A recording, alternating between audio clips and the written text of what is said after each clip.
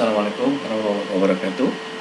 Hari ini kita akan bahas sistem tenaga uap, dalam hal ini improving performance dengan menggunakan reheat.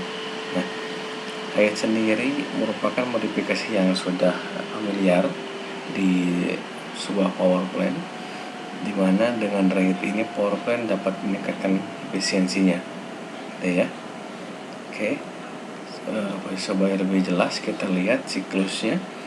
Nah, ini siklusnya seperti yang kita ketahui bersama bahwa siklus Rankine ideal itu punya 4 komponen, yaitu boiler, turbin, kondenser, dan pompa.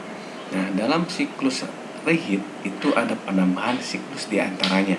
Jadi kalau biasanya dari boiler itu masuk turbin kemudian kondenser, nah ini turbinnya terdapat 2, di mana turbin 1 dia mendapatkan suplai panas, suplai steamnya itu langsung dari boiler.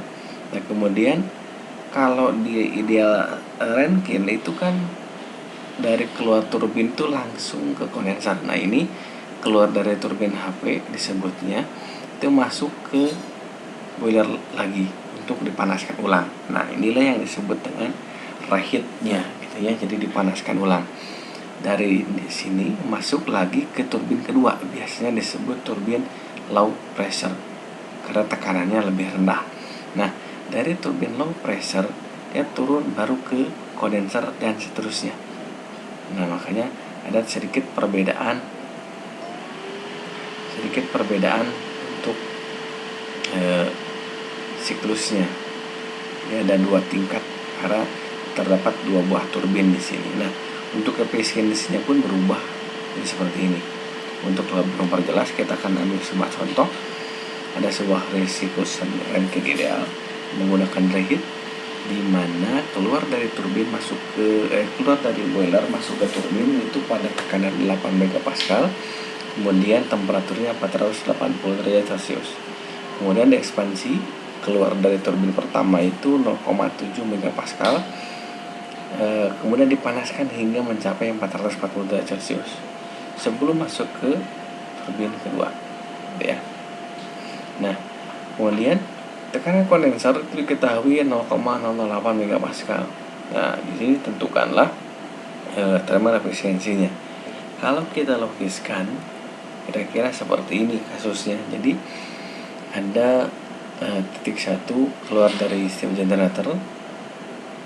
Di datanya keluar dari turbin 1 ada data tekanan, kemudian sebelum masuk ke turbin 2 dia sudah bertemperatur segini, masuk kondenser di mana dia bertekanan segini, dan seterusnya. Oke, kita coba kerjakan ini dengan menggunakan bantuan Excel. Ini kita hilangkan dulu. Oke, kita buat. Nah, ini supaya lebih mudah kita ambil datanya. Karena dia ada 6 titik, kita bikin 6 baris. Ini kolom tekanan, dalam satuan kilopascal. Ini temperatur dalam satuan Celcius. Ini enthalpy, ini entropi, ini kualitas uap. Oke, kita potong lebar kolomnya cukup. Nah, titik 1 seperti diketahui di gambar itu tekanannya 8 megapascal, ubah ke kilopascal jadi 8000. Oke, tekanan temperaturnya 480 derajat Celcius.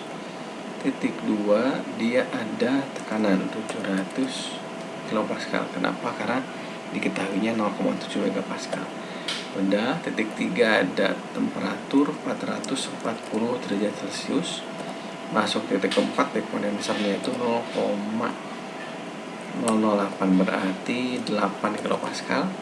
5 sama 8 kilopascal. Nah, kalau di kondenser titik 6 masuk turbin itu sama tekanannya yaitu 8000 kilopascal. Nah, kurang lebih seperti ini data yang didapat dari soal. Kita coba kerjakan per satu-satu. Oke, titik 1 kita cari entalpinya. Datanya adalah tekanan dan temperatur. P dan T ini dan ini. Oke, entropinya sama, tekanan temperatur juga. Tuh, kualitas uap.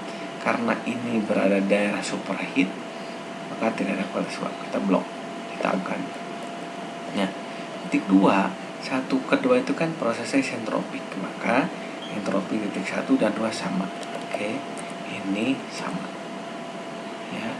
Kemudian entalpinya, tekanan dan entropi datanya. Tekanan entropi.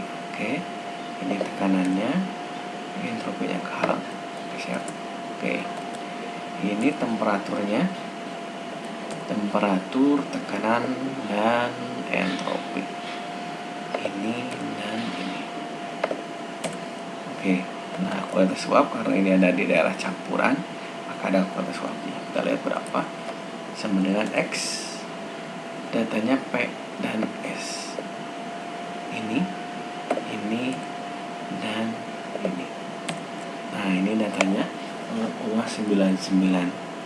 Kira 99% gitu ya. Oke, titik 3.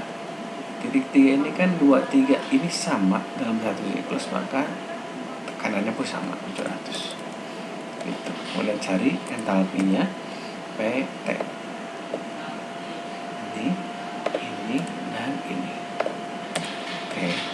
Kemudian entropinya PT. Oke, ini dan ini. Itu. Kualitas uapnya tentu tidak ada karena dia ada superheat. Oke.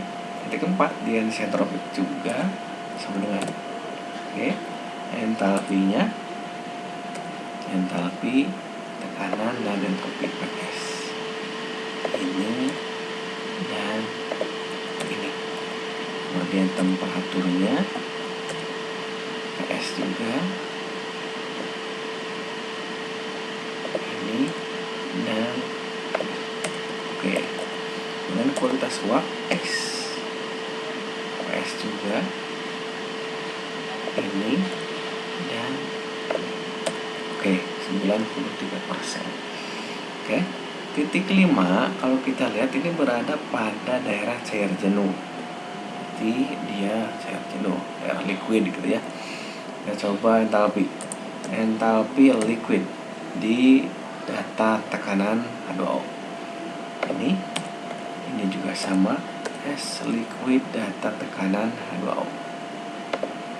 Oke, temperatur kita gunakan temperatur pH boleh. P dan H.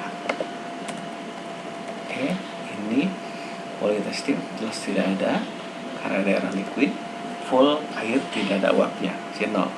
Oke. Kemudian titik 6, di mana itu isentropi juga, kali kita samakan. Oke. Entalpinya HPS. Ini P-nya,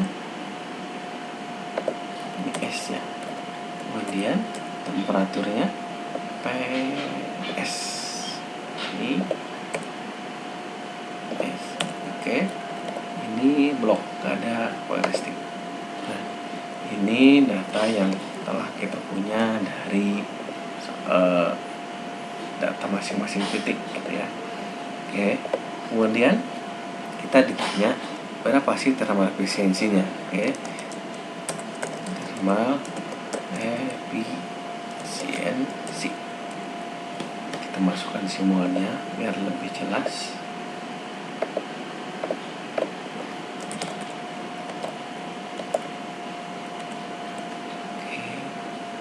Tekanan. Nih, rumusnya adalah kita ambil